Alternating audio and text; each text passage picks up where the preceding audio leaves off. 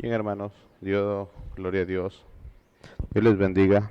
Hoy vamos a estar exponiendo la palabra de Dios en el libro de Romanos, en el capítulo 1, ¿verdad? Continuamos con nuestro estudio. Y habiendo terminado la semana antepasada el remitente, hoy empezaremos con un tema, ¿verdad? Hemos estado viendo sobre las buenas noticias, pero en esta ocasión hablaremos sobre las marcas del liderazgo o las marcas de la influencia. Y nuestro estudio estará basado en el libro de Romanos capítulo 1, verso 8 al 15, de acuerdo a nuestro estudio de la carta a los romanos. Bien, antes de ir a la palabra, a la exposición de la palabra, quiero eh, dar algunos pormenores. Desde el día en que el Señor me encontró, cuando estaba yo perdido, como dice Pablo en el libro de Efesios, en mis delitos y pecados, ¿verdad? He tenido la experiencia de tener mucho contacto o bastante contacto con varias personas. Muchas han sido de gran bendición para mi vida, ¿verdad? Eh, Hombres y mujeres de Dios que nos han acompañado en el proceso desde el día en que me convertí.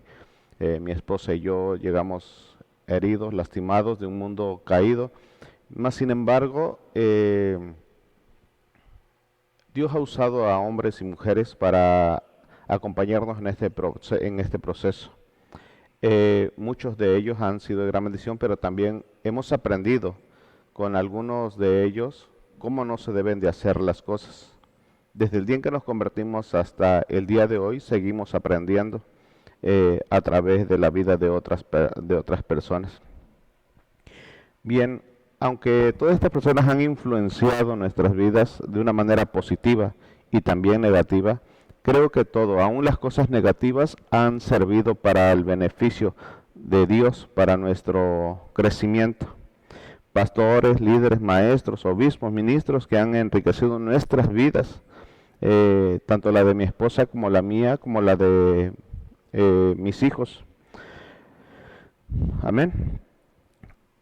Cuando estuve ejerciendo como líder de jóvenes, cuando era la región 14 en Oaxaca, en dicha ocasión, un pastor que yo considero de gran influencia, un hombre muy espiritual, eh, me dijo, tuvimos un campamento y desgraciadamente en ese campamento este joven perdió la vida.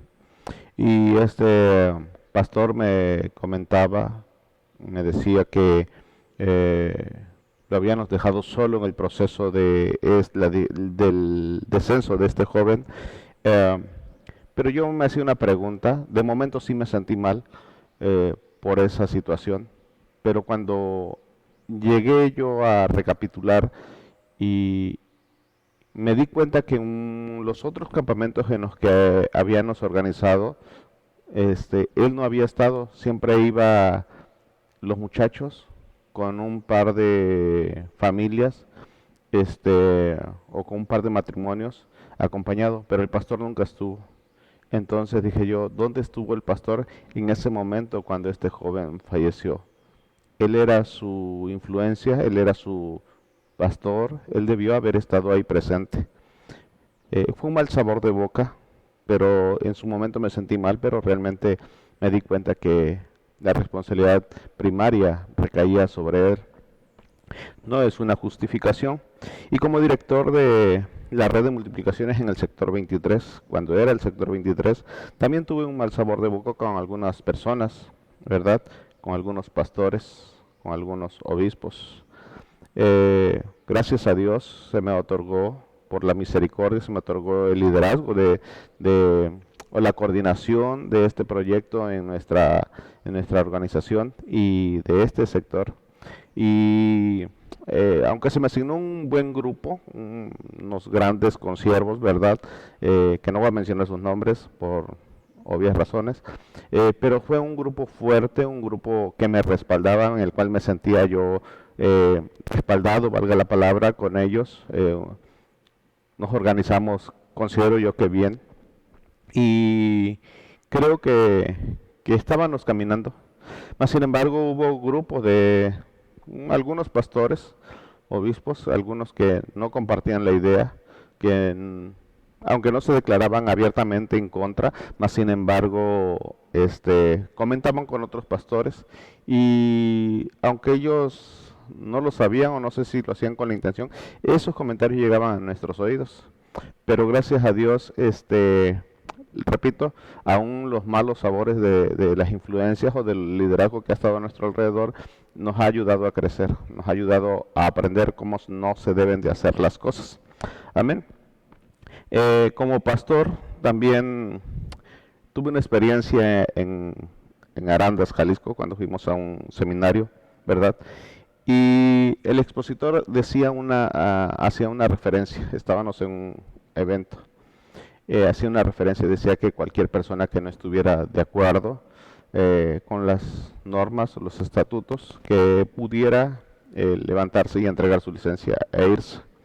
Y lo cual se me hace bastante razonable. Creo que el expositor hizo su trabajo como debería de haberlo hecho. Yo lo admiro a ese varón, ¿verdad?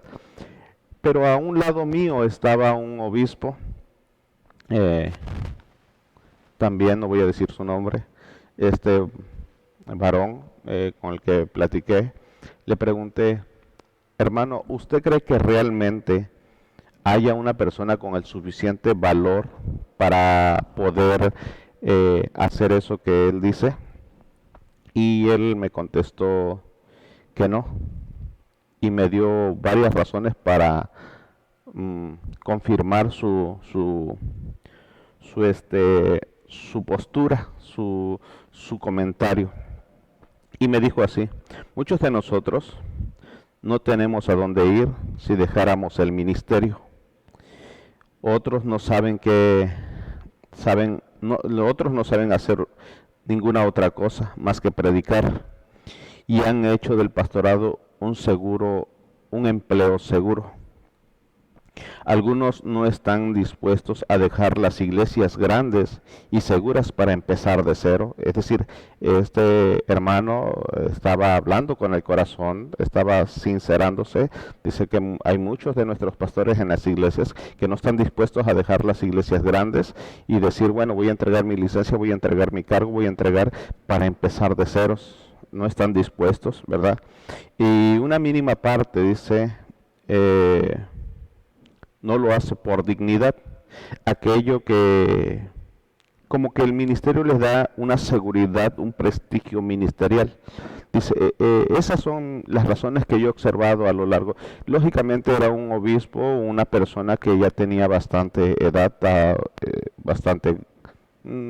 con bastante experiencia en el pastorado. Me decía que él había empezado el pastorado a muy temprana edad, entonces es lo que él había observado a través de su trayectoria, el cual se me hace muy sincero, ¿verdad? Muy sincero, al ser honesto, ¿verdad? Y creo que eso lo coloca a él en una posición fuerte de influencia, ¿verdad? Pero es una realidad. Eso me ayudó a comprender, hermanos, que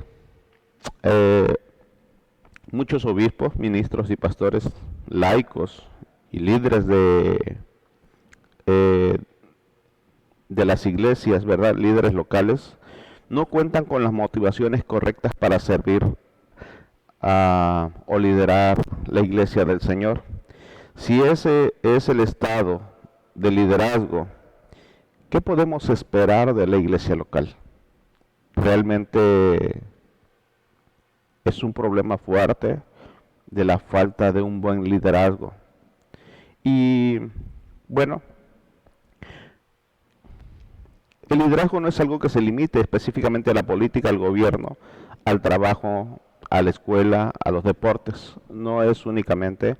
Los líderes son aquellos que tienen una capacidad de influenciar sobre las otras personas, pero también sobre sí mismas, ¿verdad?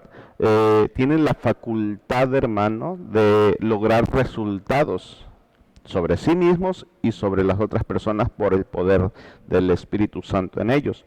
Todos los cristianos somos llamados a liderar o influenciar a las personas en todas las áreas mencionadas anteriormente, como cuál es la política, el gobierno, el trabajo, la escuela, el deportes, todo ello. Pero dos áreas que hemos olvidado es las áreas sociales y la familia.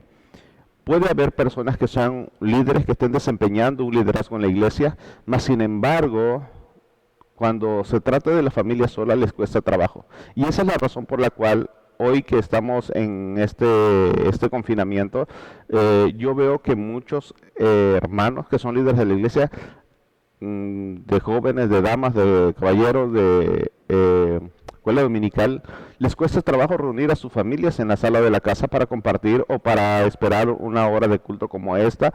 Les cuesta trabajo, mucho trabajo, entonces difícilmente logran ejercer esa influencia en la familia. También las personas cuando pueden tener muchos amigos, pero también les cuesta trabajo conducirlos a Dios en el área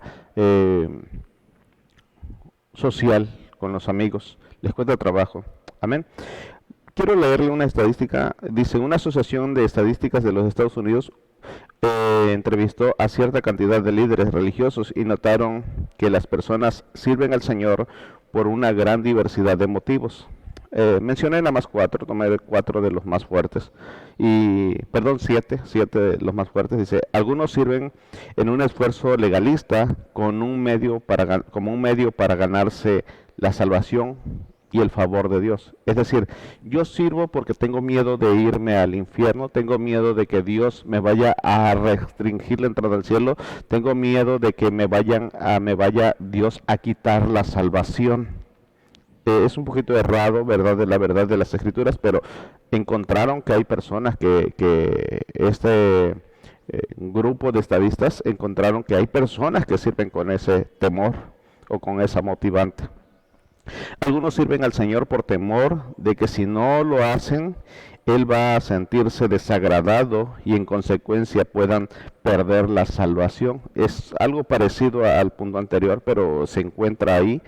El 3 es otros, son como diótrefes, perdón, sirven a causa del prestigio y la estima de muchas veces trae problemas en el liderazgo. Observe que con Diótrefes, Juan manda una carta y menciona que quería visitar a la iglesia, pero este varón dice que le impedía. En tercera de Juan capítulo 1, bueno, el único capítulo que tiene, en el verso 9 dice, yo he escrito a la iglesia, pero Diótrefes, el cual le gusta tener el primer lugar entre ellos, no nos recibe. Es decir, esta persona, Diótrefes, ¿verdad? Quería sentirse el más importante, ¿verdad? Bueno, esa es la tercera razón por las cuales algunas personas sirven al Señor, porque quieren sentirse los primeros, ¿verdad? Importantes.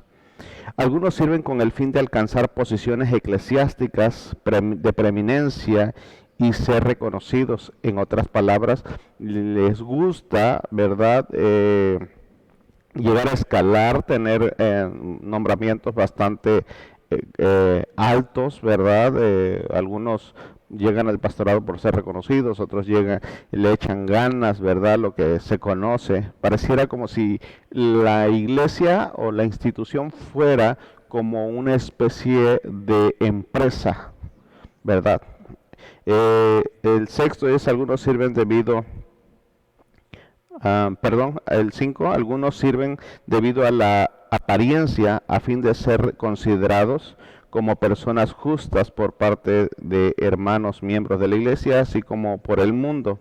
Algunos sirven debido a la presión de sus compañeros para conformarse a ciertos estándares humanos de conducta religiosa, ¿verdad? Es bueno, es sumamente importante y es muy bueno que si una persona es pastor, y sus hijos también siguieran el mismo camino, que amaran la obra con ese mismo celo, con ese mismo deseo, pero muchas de las veces ellos sirven a Dios porque sienten la presión de que hay toda una línea, ¿verdad?, genealógica de servicio al Señor y creo que es un mal motivante, aunque es bueno que sirvan, pero con un corazón sincero. 7. Algunas personas, perdón, sí, el 7, algunas personas llegan incluso a tener un gran celo en el servicio cristiano debido a las ganancias económicas que se pueden adquirir ahí. Este es un problema fuerte porque se convierte en una simoninia, ¿verdad? El servicio. Es decir, yo sirvo porque de alguna otra manera tengo asegurado una buena entrada financiera y el cual también puede, o más bien es un gran problema. En una ocasión, cuando fui nombrado para esta congregación, para esta iglesia, para pastorear esta iglesia, ¿verdad?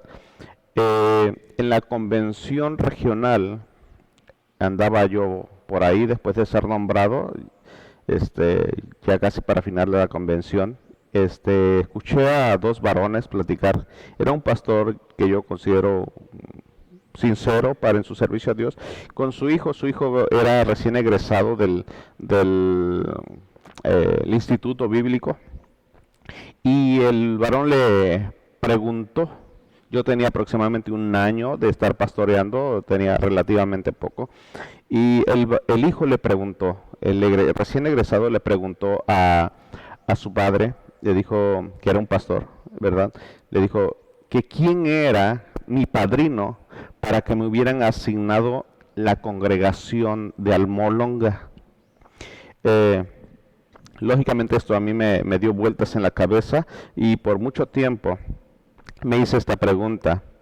¿Qué idea tenía este joven, verdad, recién egresado del instituto, sobre el ministerio? ¿Cuál era la idea que vagaba por él? ¿Cuál era la intención de él? ¿Cuál era lo que él había captado de las personas que le dieron clases y de su padre mismo que había sido, que había estado o que estaba en el pastorado, ¿verdad? ¿Qué idea, cómo fue influenciado este joven? Y eso me causó a mí cierta conmoción. Bueno, todo los que caminamos de influencia hacia las demás personas, todos los cristianos, ¿verdad? No importa cuán justificable pudieran ser nuestras razones para presentar el servicio a Dios, si no se realiza con un deseo sincero de agradar y glorificar a Dios, hermano, es inaceptable delante de Dios. Observe algo tan sencillo como Pablo menciona en 1 Corintios, en el capítulo 10, en el verso 31. Dice, si pues coméis o bebéis o hacéis otra cosa, hacedlo todo para la gloria de Dios. Es decir, algo tan sencillo como el comer y beber, algo práctico, algo que hacemos día tras día, algo que hacemos constantemente, de una manera cotidiana, dice que tenemos que hacerlo para la gloria de Dios. Con mucho más razón aquello que genera nuestro servicio a Dios, nuestro ministerio, nuestra área de servicio. Ahora, todo lo que hemos hablado como introducción, la sinceridad, hay sinceridad y hay unos peligros en este suceso. Por supuesto es posible que una persona inicie, hermano, su servicio a Dios sinceramente, con mucha devoción, con mucho amor. Su empiezo sea muy sincero, pero también puede correr el riesgo de extraviarse en el camino, porque ejerce presión sobre ellos, porque la comodidad, porque pierde su relación con Dios, porque pierde comunión con el Espíritu Santo, por diferentes y muchas razones puede extraviarse. Primera, voy a mencionar dos razones nada más. La primera, que puede ser estimulado por los elogios y la multitud de sus responsabilidades caiga en alguna ocasión. Es decir, Una persona que puede empezar sinceramente su servicio a Dios, hermano, puede ser que llegue un momento en la etapa de su vida que se extravíe porque lo empezaron a elogiar, lo empezaron a exaltar, ensalzarlo, ¿verdad? Como se conoce la palabra, y pudiera llegar a extraviarse. Miren lo que pasó o lo que menciona el profeta Ezequiel, o lo que sucedió con el enemigo de nuestras vidas en el capítulo 28, en el verso 15, verso 15 al 16. Le dice así, refiriéndose a Satanás: perfecto eras en todos tus caminos desde el día en que fuiste creado. Observe que su ministerio empezó bien, ¿verdad? Hasta que se halló en ti maldad, hasta que llegó un punto, ¿verdad?, en que se halló maldad. Verso 16: a causa de la multitud de tus contrataciones, fuiste lleno de iniquidad y pecaste, por lo que yo te eché del monte de Dios y te arrojé de las piedras preciosas, y te arrojé de entre las piedras de fuego, oh querubín protector. Observe que una de las razones por las cuales podemos observar aquí en el libro de Ezequiel es que hubo un problema en el corazón de Satanás, y fue que a causa de la multitud de sus muchas contrataciones, de su mucho servicio, llegó un momento en que dijo: el cielo ya no funciona sin mí, ¿verdad? Es un peligro que existe, es el pecado, se puede llamar que fue el pecado original, porque fue el que hizo que fuera Satanás derrocado de la presencia de Dios. O incluso también el segundo error que se puede cometer es desarrollar el hábito de hacerlo mecánicamente, sin entusiasmo, de una manera como una mera sensación de necesidad errada. Por ejemplo, Jeremías 48:10 dice: maldito el que hiciere indolentemente la obra de Jehová, y maldito aquel que detuviere de la sangre su espada. Observemos que este pasaje dice: maldito el que hiciere indolentemente, es decir, sin dolor. Maldito aquel que hace la obra de Dios sin dolor, sin sentimiento, a la ligera, es lo que está tratando de decir este pasaje. Y maldito aquel que diga que no lo quiere hacer también. Es un detalle fuerte. Entonces pueden cometer, una persona que empieza bien su carrera sirviéndole al Señor, con las indicaciones, con las motivaciones correctas, puede caer en estos dos errores si no cuida su relación con Dios. Puede ser que se extravíe a causa de sus muchas contrataciones, ¿verdad? Y puede ser que lo siga haciendo, pero lo haga mecánicamente, sin dolor, ¿verdad? Bueno, el día de hoy vamos a estar estudiando, llevo casi 25 minutos, ¿verdad? 20 minutos de introducción, así que vamos a ir un poquito rápido para terminar de exponer este pasaje. Y en nuestro estudio vamos a estar sacando las 8 marcas de la influencia de nuestro liderazgo, de cómo nosotros podemos llegar a ser influenciados, pero también influenciar a las demás personas. Y vamos a sacar 8. Necesitamos 8 marcas. La primera es un espíritu agradecido, el segundo es un espíritu servicial, el tercero es un espíritu sumiso y dispuesto, que pudieran ser 2 ahí, ¿verdad? El cuarto sería un espíritu amoroso. El quinto punto que estaremos examinando sería un espíritu humilde. El sexto, un espíritu fructífero. El séptimo, un espíritu obediente. Y el octavo, un espíritu pronto. Amén. Vamos a ver el primero. La primera marca de un liderazgo espiritual es un espíritu agradecido. Observemos en el verso 8, Pablo nos habla y nos muestra su vida, ¿verdad?, a través de esta carta a los romanos, en el capítulo 1, verso 8, que es nuestro pasaje, ¿verdad? Dice: primeramente doy gracias a mi Dios mediante Jesucristo con respecto a vosotros, de que vuestra fe se divulga por todo el mundo. Ese es nuestro verso, ¿verdad?, para el espíritu agradecido. Tenemos que tener en cuenta, hermano, que lo que hace Pablo, primero, antes que cualquier cosa, por eso dice primeramente, ¿verdad?, es antes de cualquier otra cosa, antes de hacer cualquier otra cosa, primero voy a dar gracias, ¿verdad? Ante todo esto, doy gracias, dice Pablo. Primeramente, doy gracias. ¿A quién? Doy gracias a mi Dios, dice Pablo. Eh, Nosotros tenemos que comprender que siempre que vamos a agradecerle algo a Dios, solamente se puede hacer a través de Jesucristo. No se puede hacer a través de nadie más, a través de santo fulano, santo sutano, santo perengano. No, es a través de Jesucristo. Todo agradecimiento debe hacerse a través de Jesucristo. Juan capítulo 14 en el verso 6 dice, nadie viene al Padre sino por mí. Pablo dio gracias mediante Jesucristo, como lo observamos. El único mediador eterno entre Dios y el hombre, de acuerdo a lo que el mismo Pablo le dice a Timoteo en la primera carta, en el capítulo 2, en el verso 5, dice, porque hay un solo Dios y un solo mediador entre Dios y los hombres, Jesucristo, hombre. Entonces Pablo está realmente haciendo énfasis de que la persona debe de ser agradecida, pero agradecida de la manera correcta, agradecida a través de Jesucristo. Hay veces que hay personas que tratan de elogiarse a sí mismos y cometen un error. Si yo hubiera orado, si yo hubiera hecho, si hubiera logrado. No es así. Dios es quien hace las cosas. Y debemos de enseñar a las personas que deben de dar gracias a Dios por todo. De hecho, una frase, algo que yo siempre he dicho, es que yo no sé lidiar con los elogios.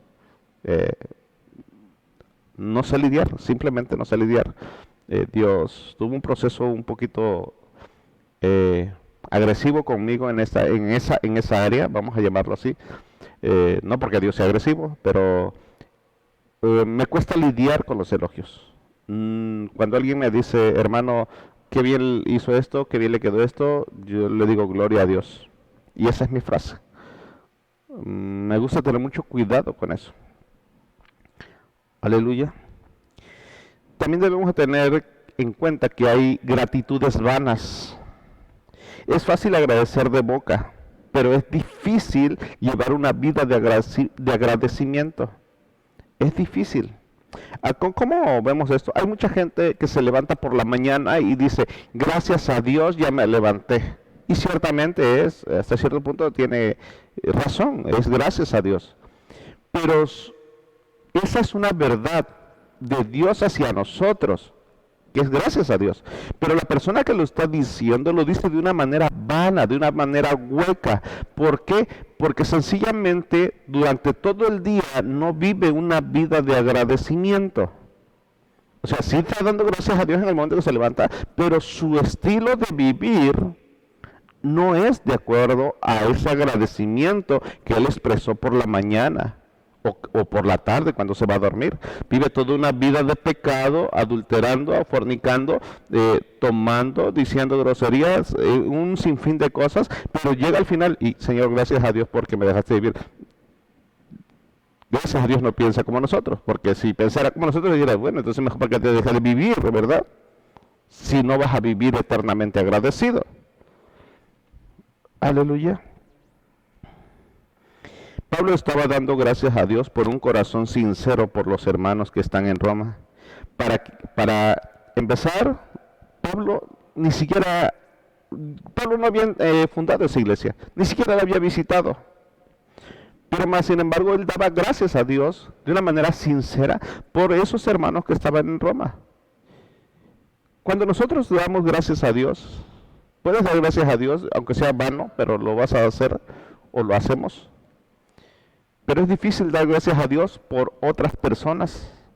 Señor, de repente doblar tus rodillas y decirle, Señor, te doy gracias porque le diste la vida a fulano, a sutano, a mengano, a perengano. Es fácil dar gracias a Dios por tus hijos, ¿verdad? Por tus padres. Pero ¿qué hay del vecino? ¿Qué hay de las personas que no conoces? Pablo estaba dando gracias a Dios por las personas que no conocía. Todavía no las había visto.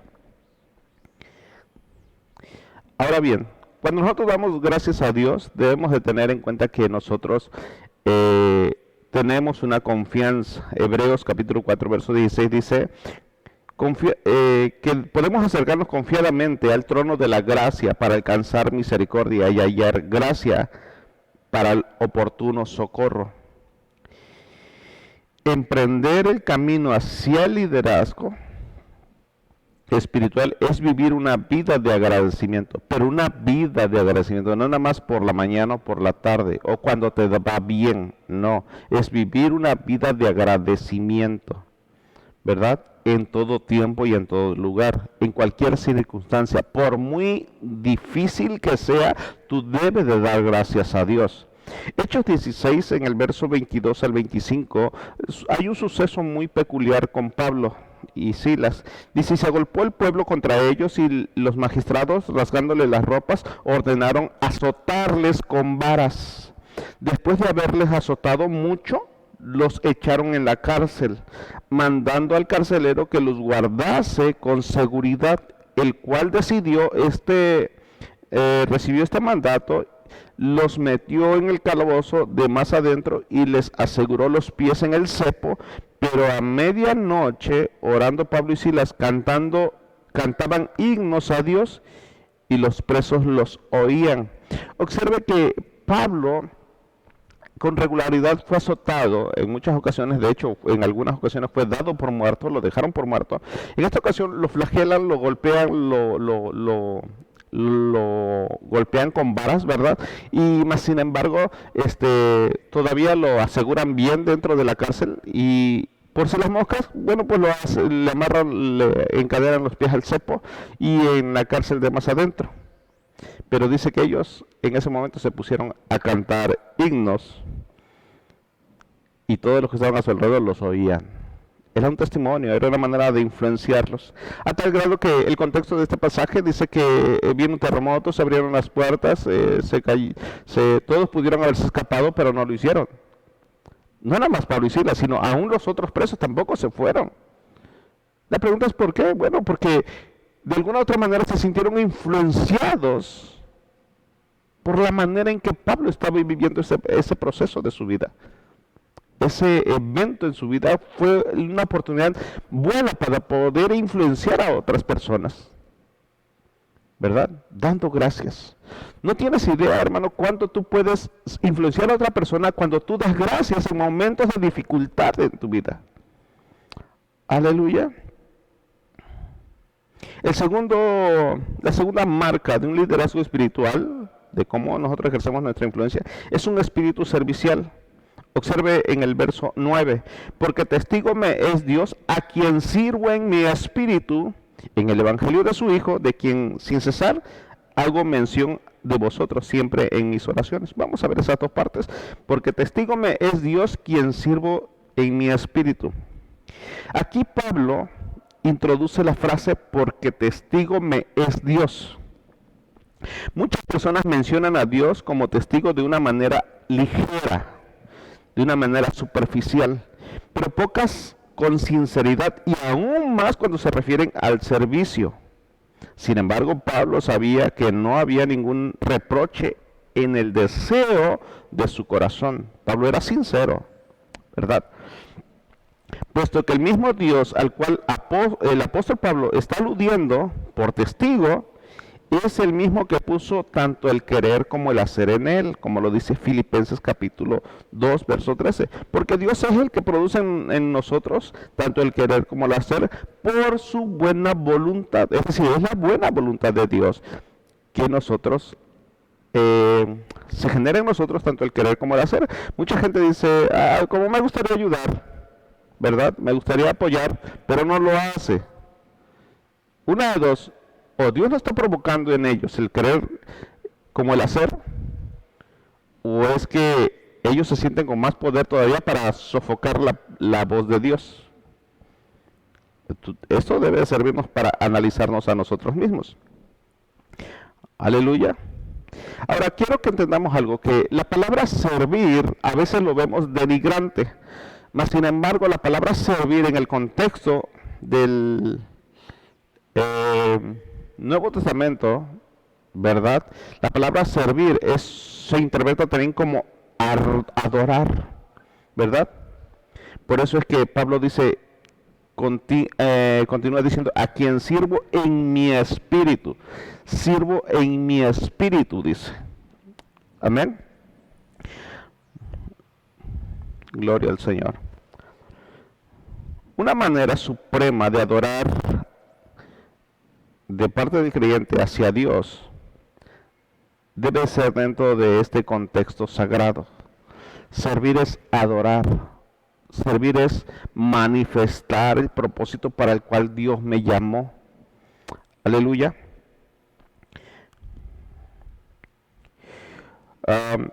El servicio piadoso que requiere de un compromiso total, sin reservas. Pablo sirvió a Dios con todo lo que tenía, empezando con la entrega de su espíritu. Esto es, permitiendo que el servicio fluyera como un deseo en lo más profundo de su alma. Es decir, no tenía nadie que andarle diciendo a Pablo qué era lo que tenía que hacer o estimulándole a hacer cosas. Simplemente lo hacía porque realmente Pablo estaba estimulado, su nueva naturaleza fluía de una manera natural en él, ¿verdad? En el capítulo 12, Pablo, de la misma carta de los Romanos, Pablo nos habla un poquito más el entendimiento con referente a lo que debe pasar en nosotros como creyentes. Dice, ruego por las misericordias de Dios que presentéis vuestros cuerpos en sacrificio vivo, ¿verdad? Es decir, mi cuerpo, mi carne no quiere servir, pero lo tengo que ofrecer, ¿verdad? Como un sacrificio, es decir, lo tengo que forzar, lo tengo que entregar a hacer, a que haga lo que no le gusta hacer. Santo, agradable a Dios, que es vuestro culto racional, nuestra forma de adorar de una manera con el entendimiento. Tal devoción espiritual se logra negándose a sí mismo para no ser conformados a este mundo y poder ser transformados. Por eso en el verso 2 dice, por medio de la renovación de nuestro entendimiento para que comprobemos cuál sea la buena voluntad de Dios, agradable y perfecta. Aleluya. Pablo usó esta afirmación similar acerca del culto verdadero cuando escribió a la iglesia en Filipo. En el capítulo 3, verso 13 dicen, nosotros somos la circuncisión, los que en espíritu servimos a Dios y nos gloriamos en Cristo Jesús, no teniendo la confianza en la carne. Observe que Pablo está haciendo una referencia o poniendo en comparación que lo que es para los de la circuncisión, ¿verdad? Para los judíos, el ser circuncidados tan importante es para ellos como lo debe ser para nosotros el servir. Debe de ser algo similar, algo muy importante, porque es una manera de adorar. Cuando sus compañeros de viaje habían perdido toda la esperanza, recordemos cuando Pablo quería ir a Roma y de alguna manera no se dio de la manera en que todo el mundo hubiera creído, ¿verdad? Haber zarpado en un yate y haber llegado hasta el lugar donde quería ir a misionar. No, dice que él fue encarcelado, él fue llevado, ¿verdad? Y fue llevado como preso a Roma, pero dice que en su trayectoria hubo un naufragio, ¿verdad? Y todos habían perdido la esperanza durante esa tormenta, ¿verdad? Y Pablo dice ahí en Hechos 2, verso 27 al 22, del 22 al 25, y dice, ahora os exhorto a tener buen ánimo, pues no habrá ninguna pérdida de vida entre vosotros, sino solamente la nave, porque esta noche ha estado conmigo el ángel de Dios, de quien soy y a quien sirvo, dice. Observe bien. Es decir, no tengan temor, tengan ánimo, mire, no se preocupen, el ángel de Dios ha estado conmigo, ha platicado, me ha dicho lo que va a pasar, pero yo puedo tener la confianza porque a él sirvo y lo sirvo de limpio corazón, ¿verdad? Diciendo, Pablo, no temas, es lo que le dijo el ángel, Pablo, no temas, es necesario que comparezcas ante el César, he aquí Dios te ha concedido todos los que navegan contigo, por tanto, oh varones, tened buen ánimo, porque yo confío en Dios que será así como me ha dicho. Observe que servir a Dios con una plena conciencia, servir a Dios con un corazón sincero, nos da confianza de que estamos en el plan de Dios. Nos da confianza de que estamos dentro de los propósitos de Dios. Pablo no pudo declarar, Pablo pudo declarar a Timoteo algo así como: doy gracias a Dios, al cual sirvo desde mis mayores con limpia conciencia. Es decir, con las motivaciones correctas, con el espíritu correcto, con las manifestaciones correctas. La adoración y el servicio de Pablo estaban conectados, hermano, conectados de una manera única, como si fueran una sola cosa. El servicio y la adoración para Pablo eran una sola cosa, estaban estrechamente entrelazados, ¿verdad? Porque su adoración era como un acto de servicio y su servicio era como un acto de adoración, puesto que pareció que su joven amigo estaba tropezando espiritualmente cuando le escribe la segunda carta a Timoteo. Observe cuando le dice: procura con diligencia presentarte ante Dios aprobado como obrero que no tiene de qué avergonzarse, que usa bien la palabra de verdad. Le está exhortando que tiene que hacerlo de una manera correcta y sincera. Y luego le exhorta porque parece ser que Timoteo tenía ciertas dificultades, él era un pastor joven todavía, y le dice: huye también de las pasiones juveniles y sigue la justicia, la fe, el amor y la paz con los que de corazón limpio invocan al Señor. Eso es en el verso 22, el otro fue en el verso 15. Aleluya. Desde el momento en que Pablo sabe de la existencia de esta iglesia en Roma, hermano, él está hablándole y les dice que desde ese momento siempre están presentes en sus oraciones, de que sin cesar hago mención de vosotros siempre en mis oraciones. Yo te quiero pedir en esta mañana que tú hagas en tu corazón oración por aquellos que están enfermos. Que des gracias a Dios por aquellos que no conoces todavía, por los médicos, por las enfermeras, por nuestros hermanos, los que conoces y los que no conoces. Que sirvas a Dios con un espíritu humilde, que sirvas a Dios con un espíritu agradecido. Y la próxima semana estaremos viendo las otras 6 marcas de un liderazgo espiritual. Hermano, que Dios te bendiga, que tengas un excelente día. Y te pido que adores a Dios con todo tu corazón, con toda sinceridad, con todo agradecimiento. Preséntale a Dios tu gratitud. En el nombre de Jesús te lo pido. Padre, te doy gracias por tu amor y tu misericordia, por tu fidelidad, por tu amor, por tu bondad. En esta hora, Señor, te pido que usted bendiga, Señor, a mis hermanos que están en casa, aquellos que están sanos, Señor, y los que tienen alguna dificultad, Señor, que seas tu propicio para sus necesidades. Bendíceles económica, espiritual y físicamente. También, Señor, te pido por todos aquellos que no conocemos y que están sufriendo los estragos de esta pandemia. Permítele, Señor, que su fe no falte. Los que estamos bien, Señor, permítenos ser agradecidos con lo que tú nos has dado. Permítenos, Señor, ser serviciales para con todos. En el nombre de Jesús. Amén. Amén.